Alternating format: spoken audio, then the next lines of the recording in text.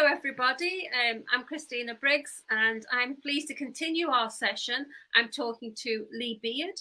He's a Regional Director of Bouygues Energy Services UK. Hello Lee. Hi Christina, how are you? I'm very well indeed, thank you. I think just to set the scene, I think our audience would like to know a little bit about you, what you do, what your company does, so we can set the scene of where our conversation's coming from, what kind of organisation you are.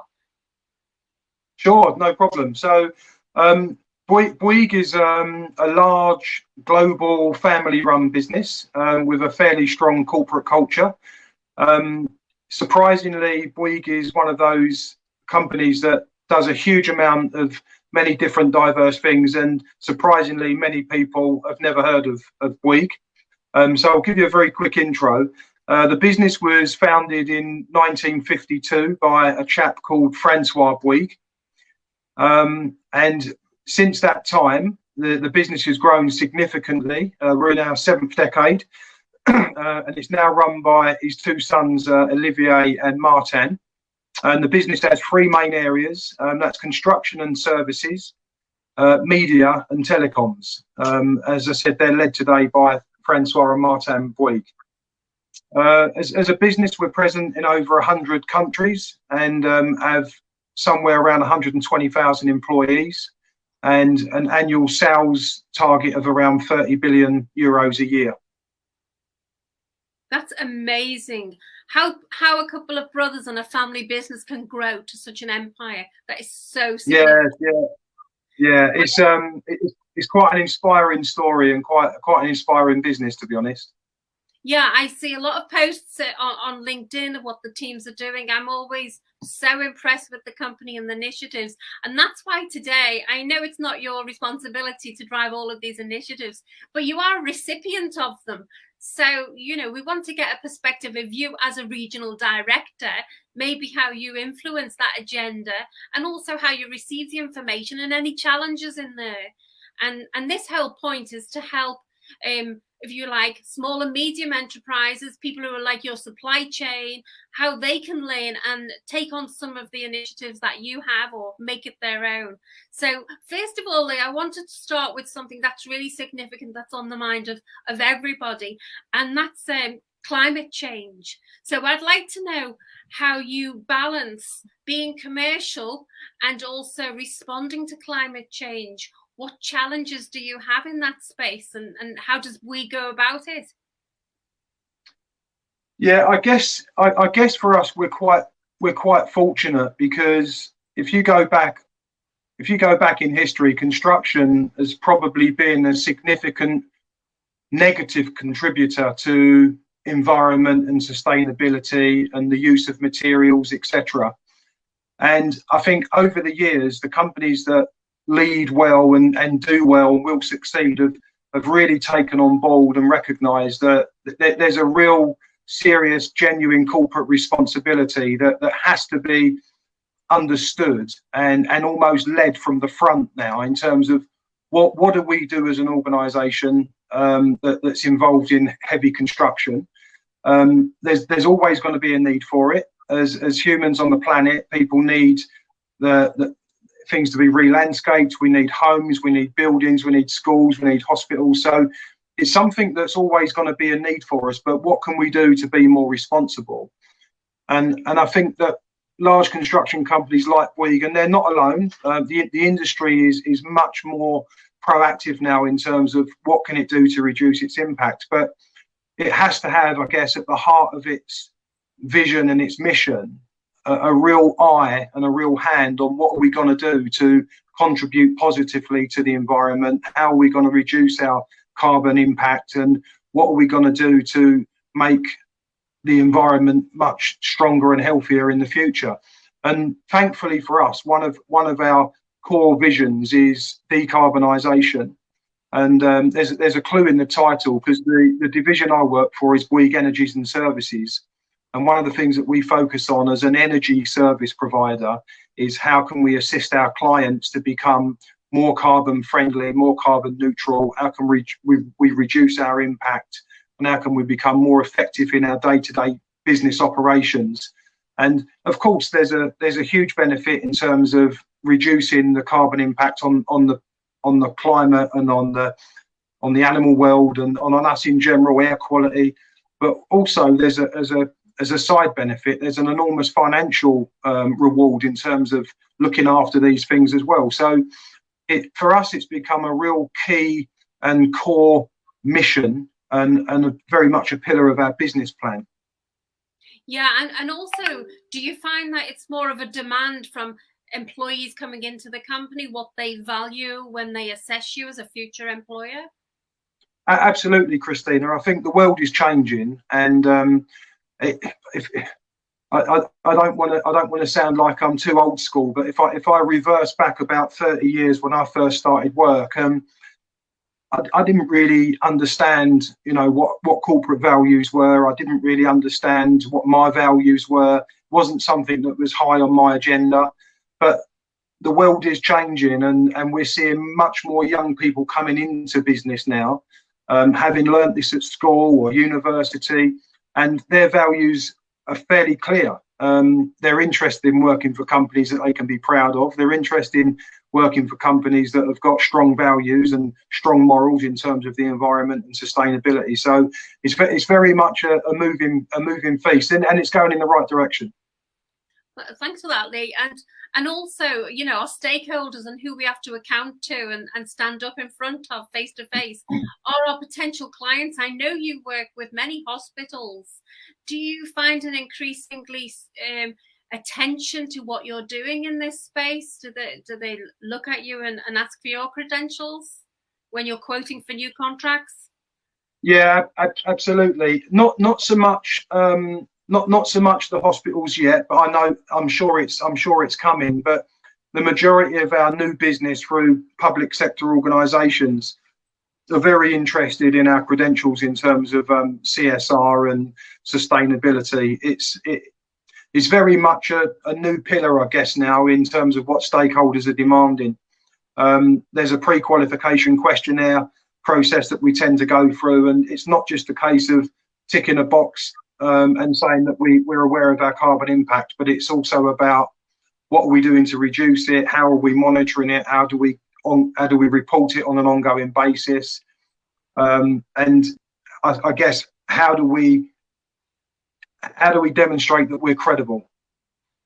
Yeah, absolutely.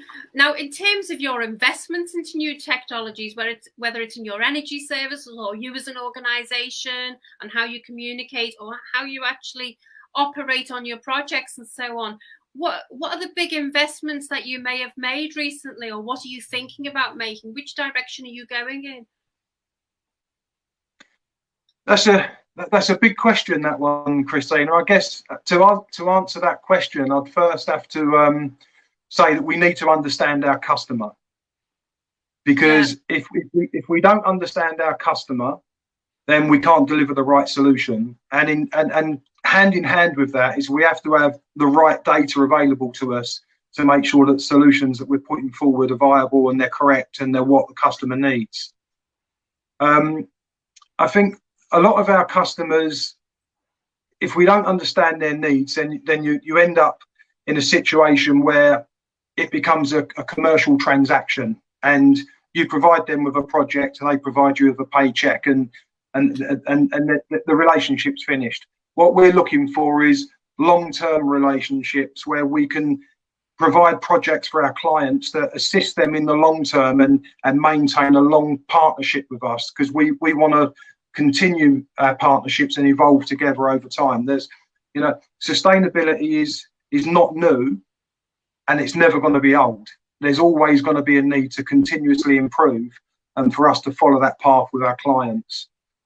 Yeah, so, sorry, Lee. Yeah, sorry, everyone, go ahead.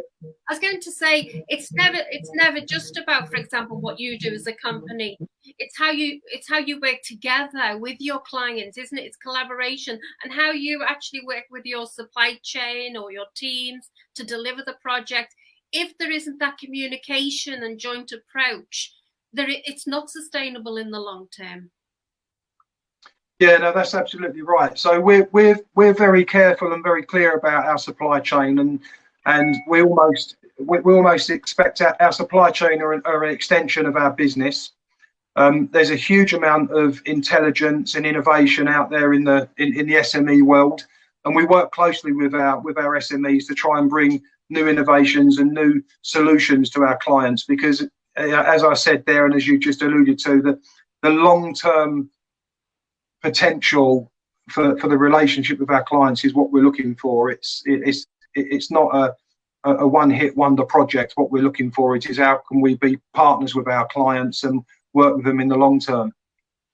Yeah, I think this is a change in approach, isn't it, to relationships? Because there'll be many companies watching this, and of course, there's always the pressure to win business when you're in business. But it's actually, if you like, business comes when you actually start aligning in your thoughts and serving the client. So I think that's really important. Do you have any tips for any small companies trying to work with large companies or win contracts, public procurement contracts, in terms of how they might tweak their approach or be conscious of, their relationship as they're bidding for a contract? Yeah, I think so. I think you've to be successful, you need to have a long-term vision, and everything you do needs to have an element of long-term thinking and bigger picture. There are quite often companies that will shortcut their success because they need the win right now, and sometimes that's a little bit short-sighted, because whilst you could have earned say a bigger margin by doing a quick fix or a quick win now, the amount of work and business that you could progress with if you was a little bit less aggressive commercially and a little bit more partner focused makes a huge difference. So I think probably one of my biggest tips would be think about long term and think about what it means to be in partnership with someone for a long time, and almost think of your client as a comrade or an ally or someone that you're going to be making improvements with over a long period. Yeah, working together. I totally agree with that. Lee, I want to turn to looking at resilience, and we've had to be more resilient recently. But globally, people are having to be resilient even before COVID. But for the likes of us, it's become more in the forefront since COVID, because there's been so much going on, people having challenges outside of the workplace, vulnerabilities in the workplace. Have there been any discussions at this level, at an industry level, about this subject and how it can be addressed, and what are you guys doing in that space? Well, I think it's a real key point, Christina, because there's a lot of focus at the moment on innovation and efficiency. There's a lot of focus on sustainability and CSR, but ultimately it's your staff and it's the human factors that are just as important, and you need to have as much focus and as much attention into those elements of your business as you do in all of the other things that the clients are looking for. I mean, if I give you an example, I mean, I've been in the workplace now for around just over 30 years, and I've always been in a role where health and safety has been important. But if I go back a few years, the word health kind of got lost, and everybody went straight to safety, and everyone would talk about accidents, injuries, prevention, hazards, near misses, process, risk assessment. And if you ever stop to think about health a few years ago, then maybe you might associate that with work-related illness such as COSH, control of substances, or making sure you're not exposing people to asbestos, or making sure that you've got certain practices in place that preserve health or prevent people's hearing loss. And it's only really in the last probably 4 or 5 years or so where actually there's been a real shift change in what health actually means. And it's really nice to see that that's much more centered around people now, not just about physical harm and injury, but also about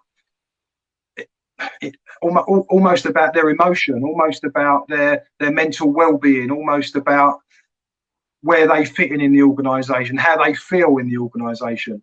One of the things that we do every year is we have a week-long safety week campaign. I mean, safety is something that's important to us, and it's top of our agenda at all times. But one of the things that we try to do every single year is have a week-long health and safety week. And the last couple of years have centered very, very heavily around resilience and around caring for people and well-being and management of stress and making sure people have got the right support. So, yeah, I think you're right, Christina. There's been a big change recently, and we have to be more resilient. And I think we're only going to be more resilient if we understand what the issues are.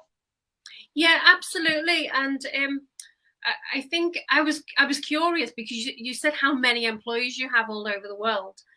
How do you reach those people? Do you have any structures or mechanisms to finding out how people are, whether they have issues, whether they're struggling? Do you have anything formally in place in that, or is it really about training their supervisors to look out for things and to do the right things? Is there an approach at the moment, or any thoughts around how we look after the workforce?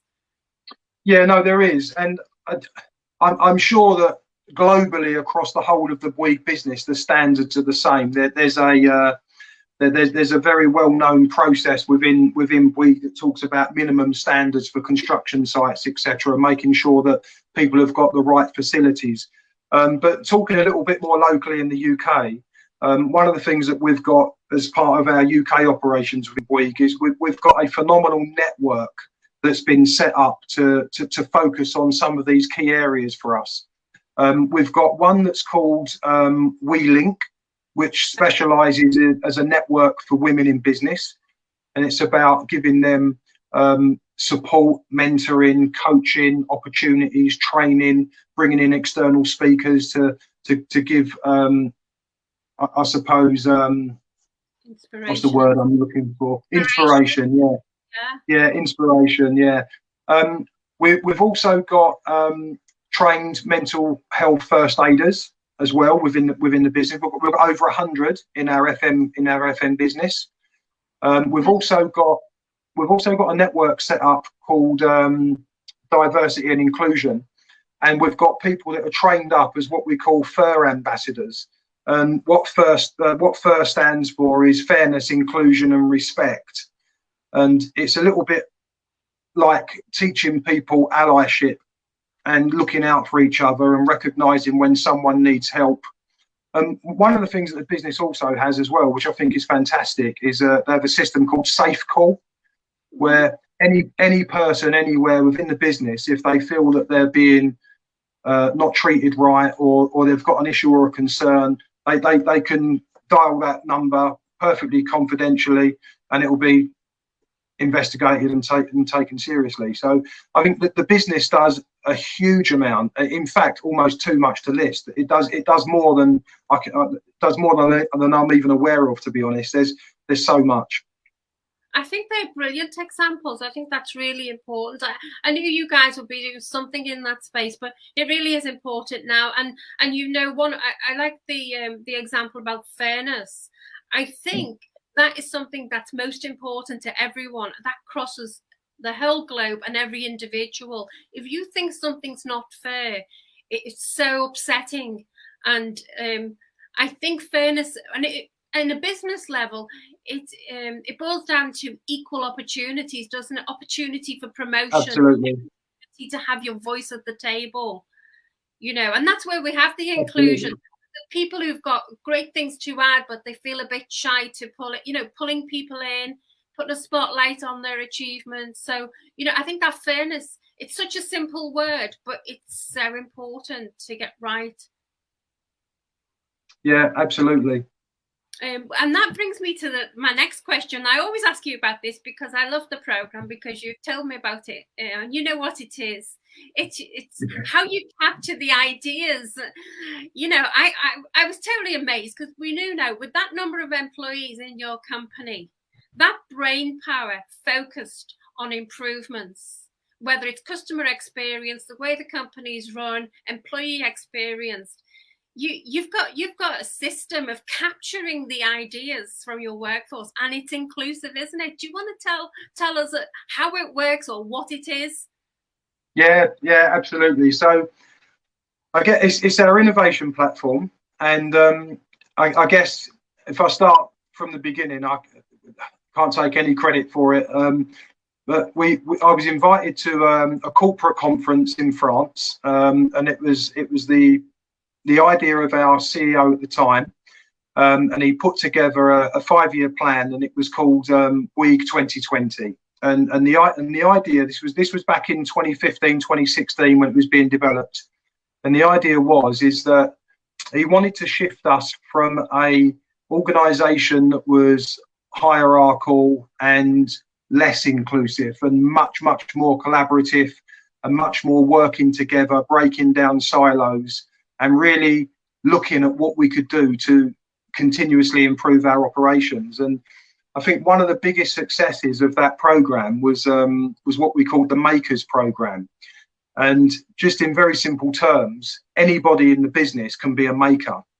And the maker essentially means someone that comes up with an idea and is able to make that idea come to life, get support, and then try it out. And it didn't matter, Christina, whether the idea was good or bad, whether it worked or whether it didn't. It was all about creating an environment where people wanted to innovate, wanted to try, wanted to come forward and just have a go at doing something for the good of the business or for the good of the employees. Because the other good thing about it as well is that in order for it to qualify as a good idea or an innovation, all it had to do was improve something. It didn't matter whether it was improve the customer experience, the business efficiency, the employee experience. It was something that added value. So the way that the business structured this was, first of all, it said it wanted people to come forward. So it was a very inclusive program. So it was almost permission from the business to go create. And then in order to try and capture that, a process was put in place and there was some training, and they set out a number of processes. So you had people could become champions. So you would become almost a maker champion. And then we had a process to follow to support people that had ideas. And then we had platforms to communicate those. And then ultimately, any idea that went through, we use an app. They was assigned with a champion. They went through what we call a business canvas model, where you sit down and you map out the idea. What's the problem? What's the solution you're bringing? What budget do you need? Is it scalable?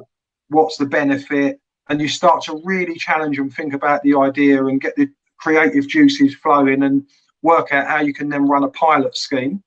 And then it would be sponsored by someone from the exec team so that they were supported and there was a budget. And then ultimately it would end up in like a Dragon's Den type arrangement where the executive committee would select some of the most successful ideas or the best ideas on paper, and it would go right through to a Dragon's Den, which was great, a good experience for all of the staff, all of the makers. And then ultimately they get to see their ideas be either implemented or migrated into something else. I think it's absolutely fabulous. I could feel that would be quite exciting. And sometimes as a member of a team, you have an idea, you don't know where to take it, but you guys actually set up this system where there was a place to take it and a process to go through. And I know that you also at the beginning, you put the rules of these ideas, didn't you? You know, we had to have certain criteria. So people knew the rules of the game, and they knew that every idea wasn't going to be successful. They knew that at the outset. So they felt it was fair and it was a challenge. And I think that's what I appreciated about that program. Do you? Yeah, it's, as I say, it's a fantastic program, and we completed the Bouygues 2020 vision, if you like, and where we've got to now is we're now embarking upon our next 5-year program, which brings the Makers program along with it. But the new 5-year vision is Together Further.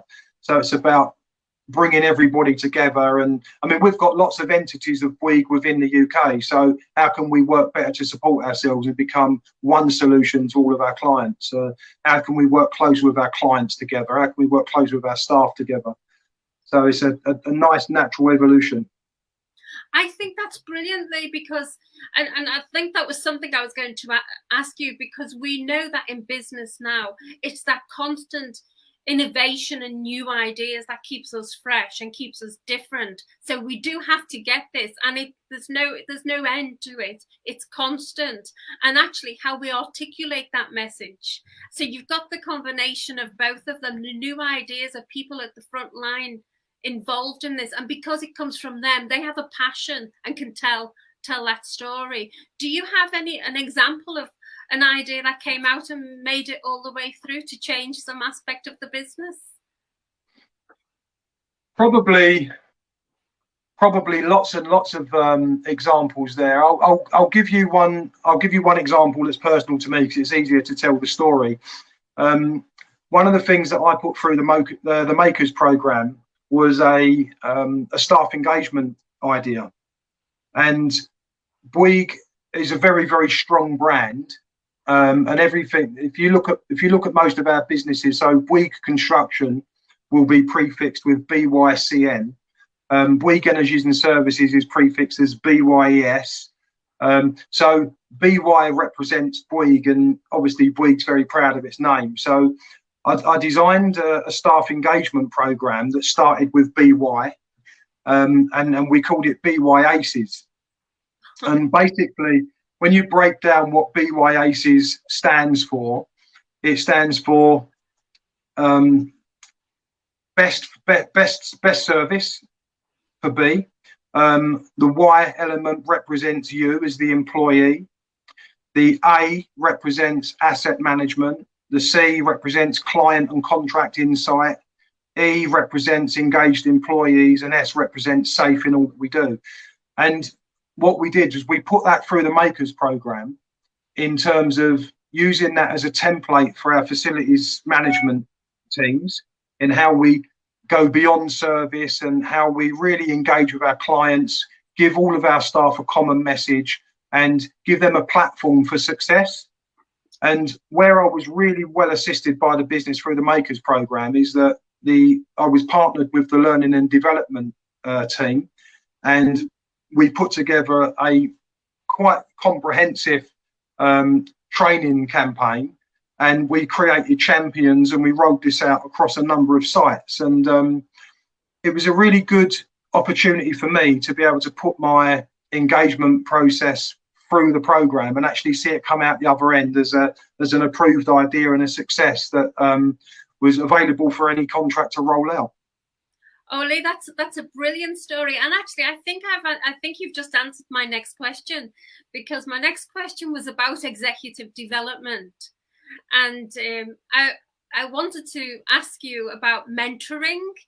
And what are the most important areas to be mentored? What's vital for today? But I can see when you're the language you've used is you are matched with the learning and development. But that's sort of the same thing, isn't it? It's about filling the gaps and showing you how it moves on to the next stage. But are there any other areas of mentoring? How does that executive development look for you? Well, I mean, mentoring is another avenue that we have available to us. I feel very lucky, I guess, working for Bouygues. It's easy to answer a lot of your questions because someone in our exec team's already thought about this stuff, and we have it in place, so it makes life easier for me. But I'm a mentor within our business, and every year I mentor 2 people, and then we rotate. I'm also mentored as well, as in my role. I'm fortunate enough, I was very lucky, I'm being mentored at the moment by our UK chairperson. So the highest person we have in the UK. So I'm very lucky, very honoured. But all of our executive team are expected and asked to mentor at least 2 people each year. But we also do reverse mentoring, we do coaching. It's incredibly rewarding, but it's not just a case of you're matched up with someone and you become their buddy. We've also got support from our learning and development team, and we've got mentoring training, we've got mentoring plans, and the idea is that, you know, we sit down and we discuss the plan with our mentees, and we do the best we can to give them the best opportunities to get the best from the experience. Could you elaborate a little bit more for our international audience about your experience with the reverse mentoring? Yeah, absolutely. So we also have, I'll start in a slightly different space. So we also have in our business a very successful and a very established graduate program, and we bring a lot of fantastic talent into our business every single year through our graduate program, and also we do the same for an apprenticeship program as well. So we try and cover all angles and all bases. But one of the things that our graduates are slightly ahead of the game on than us is technology, and not everybody my age is backwards in technology, I have to say, but I really benefited from having some reverse digital mentoring about 2 years ago, and one of the graduates was good enough and patient enough to work with me through all of these new platforms that we're now using. So things like Yammer, things like Teams, Office 365, cloud, all of the things that were new to us. And I think under normal circumstances, most businesses would have had 2, 3, 4 year plans in terms of how they're going to address digital transformation. And unfortunately, as everybody is aware, with the global pandemic, a lot of people had to work remotely and work differently. We was also subject to a cyber attack as well, which meant that Office 365 and cloud technology become a real saviour for us because our servers were out for a while. So we had a real baptism of fire in terms of how quickly can we get up to speed with our digital transformation. And I think we achieved probably in 3 to 6 months a really competent level of using this new digital platform, versus if we'd have done it the traditional way, there would have been a project plan, there would have been a 5-year plan, there would have been a rollout plan, and there would have been people lagging behind. But we was forced into a situation where we had to do it quickly and effectively, you know, for the business and for our staff. And I was very fortunate to have a patient mentor to take me through the stages of how to use these applications much more effectively. So I was a real beneficiary in that case. I think that's fabulous, like, and you know, I think that with that story, that applies to so many people. You know, so many of us are in that situation. We have our preferred platforms. I'm not too bad, but you know, I believe if you don't understand, you must understand. And I Absolutely. and I know there'll be a lot of people listening to this. They're probably leading organizations. They're probably own organizations, and they know that they'll be struggling with certain platforms, and you know, they think, oh, what do I do? But I think that's a great, get a mentor, whether it's from a local college or university, bring somebody in, because not everyone's got a huge organization like we haven't all got you know, an intake of graduates or apprentices coming in. So it's about just letting, if you don't know, find out, get somebody in to show you. There's no substitute. And you're right, we've all have to become familiar. I think as Rohit Talwar said to us, it has to become intimate, so it's second nature for us to use these technologies.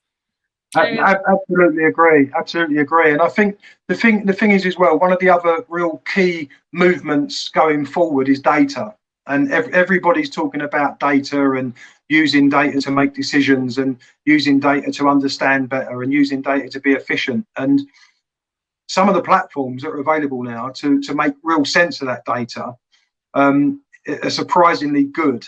And unless you're aware of these systems and unless you've got access to these systems and you can use them, you're potentially missing out on some really, really good benefits. And just by working, there's another system, I'm sure many of the viewers will be aware of, Power BI. But what you can do with data and how you can grab live data and turn it into valuable information, and what some of these very talented people in our business can do is fantastic. And for me, I'm happy I can just use the system. but the creativity of some of these people that develop the system and put the information in and give you a fantastic report is great. It saves a huge amount of time as well in terms of administration and report writing, and just having access to information at your fingertips. It's really quite impressive.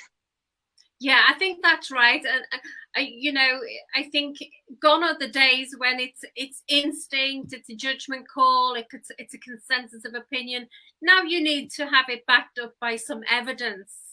And in the olden days, it was very expensive to get the evidence. And now we've got, you know, opportunities to get that information and make good decisions based on what the data tells you.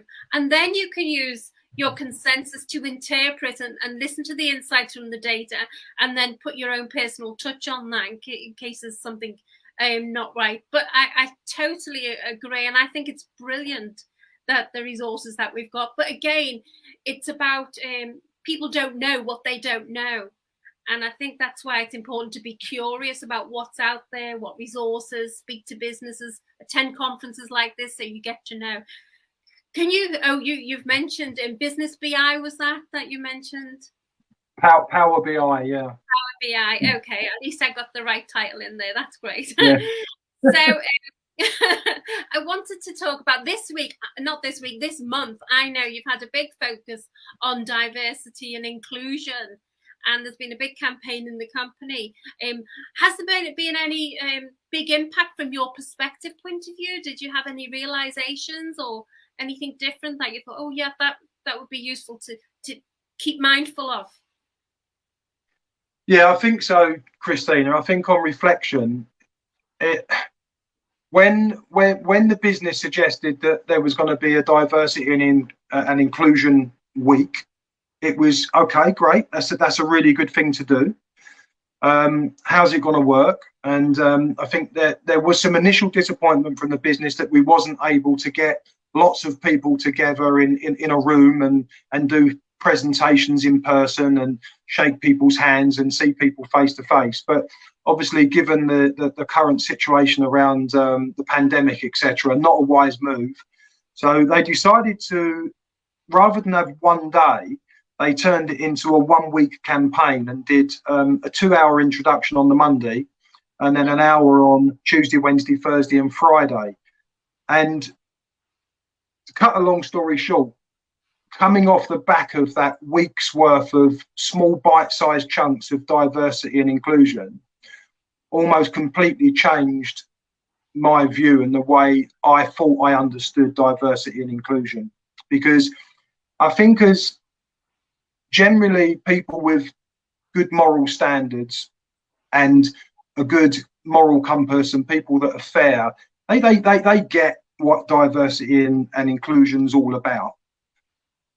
But they only get what it's about from their perspective. And it's not until you actually hear from professional speakers or people with personal stories about what it must feel like for them to actually go through feeling disadvantaged or not recognised or treated differently is really quite an eye-opener.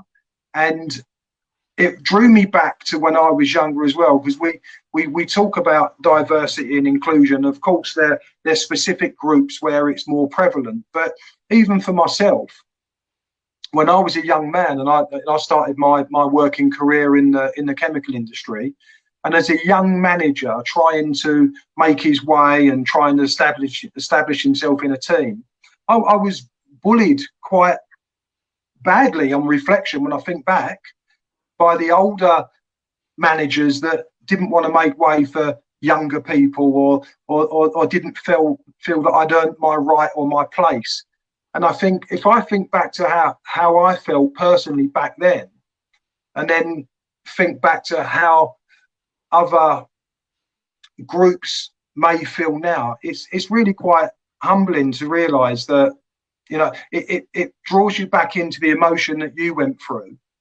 And then it brings to life the problems that people do face in the workplace. And I think a lot of the networks that we have in place at Bouygues are really well established and well set up to cater for us having probably some of the best success in making sure that these diverse groups are included, and that they are able to feel like they have equal opportunities, and that we. And then one of the things our chairperson says is that our success is going to be through diversity. It's going to be through people from all walks of life and all backgrounds bringing themselves and their whole selves to work and contributing to our future. So it was a real eye opener for me. I've also got a disabled daughter, my youngest, and again I think if we're doing this now in 2022. Hopefully we'll be amazing at this by the time we get to 2040, and she'll be able to go into a workplace with any luck, and this will just be second nature. So everything's progressive, Christina, and I think for me the big eye-opener is that it's not just about how we think about diversity and inclusion, it's about how other people feel about it that's important. Yeah, and ownership of responsibility. People of influence, people in power positions, if they're not doing anything in that space, they're leaving something out that they have a responsibility for. Yeah. And as we said before, if you don't understand, then you must understand, because we have to put a spotlight on these issues so we can address them. So, you know, I do appreciate your input for that, and your passion in that subject, and I feel that too. Well, Leah, I've taken so much of your time. We've dug into every corner of the business, and I think we've got an overview of what you guys are doing about your people, for society and community, for future of the business. Is there anything else you want to add before we close our session, our discussion? I guess just take the opportunity to say that I'm very lucky to work for an organisation like Bouygues. I'm very proud to work for Bouygues. I think it's a fantastic organisation, and I think the business has got a fantastic future. And if what we're doing can help influence other companies to do similar things, then that's fantastic, because it's all about learning and progressing together. Yeah, exactly. All together. Brilliant. Okay, Lee. Well, till the next time that we meet and have a conversation like this, all I can do is say thank you very much. That's a pleasure. Thanks very much, Christina. Thank you. Bye.